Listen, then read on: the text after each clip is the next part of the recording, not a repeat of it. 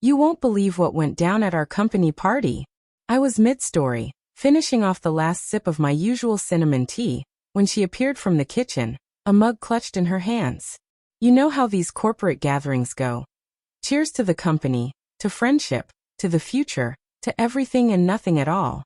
Glasses raised, laughter flowing, and for a while, I let myself get carried away, just being in the moment.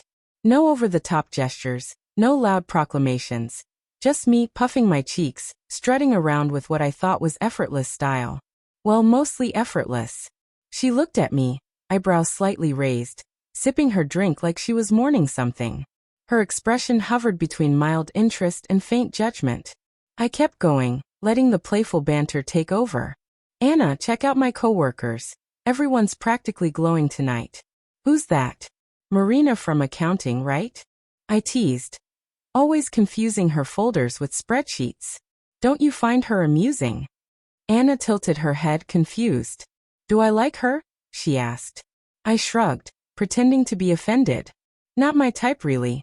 Practically lives at the office though. And Sylvia from HR, remember her? I let out a dramatic sigh, as if remembering a wild tale.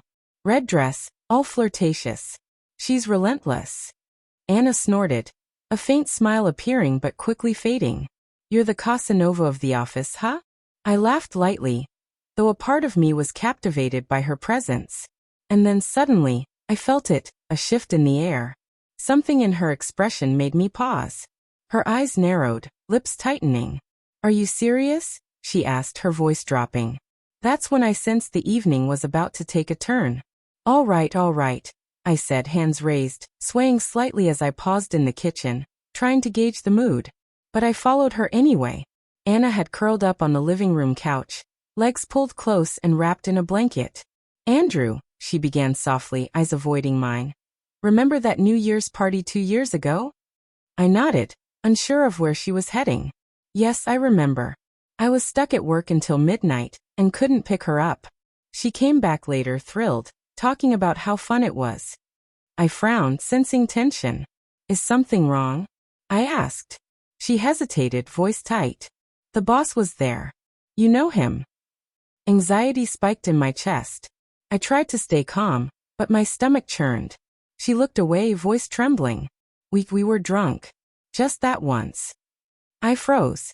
Wait, what? My voice barely a whisper. She met my gaze, and I saw it. Pain, raw and sharp. I cheated on you, she admitted. The words crashed into me like a storm. I couldn't believe it. My chest tightened, heart pounding. What did you do? I asked, voice shaking. Her words were rushed, almost desperate. It was a long time ago. I tried to bury it after that night.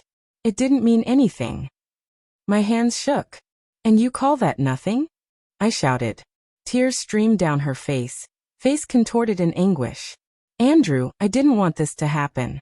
I thought I could handle it, but do you even hear yourself? My body tensed, fury rising. You cheated, and now you act as if nothing happened? She reached out, and I recoiled. Don't touch me, I barked, stepping back. Her hands covered her face, shielding herself from the storm I had become. I want to fix this, she whispered. My voice cracked. Fix it? Do you think you can fix this? Rage, hurt, disbelief, all surged at once. I grabbed my jacket and stormed out. Where are you going? She cried. Stop it. I yelled, not slowing. The door slammed behind me, glass rattling, echoing in the empty hallway. Outside, the chill bit through my jacket, but I barely noticed. The city hummed around me, cars, streetlights, windows glowing warmly, but I felt utterly isolated. 8 years together. 8 years I had trusted her completely, and now everything felt like an elaborate lie. I thought back to when we met at that bookstore. Her laugh so genuine and carefree. How did it all collapse into this? Why did she do it? Why now, after so long?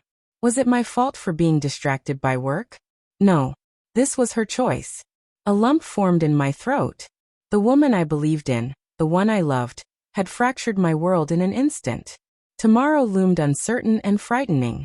Everything I had thought solid and true felt like shards of glass in my hands, impossible to piece together. The night stretched on as I stood alone, replaying every moment in my head, the echoes of laughter and betrayal mingling in a painful symphony. Every memory, every inside joke, now tinged with the bitterness of deceit. I realized then, some fractures are too deep to mend, some trust too fragile to rebuild. And there I remained, swallowed by the city, consumed by the questions that had no answers, facing a tomorrow that felt impossibly uncertain.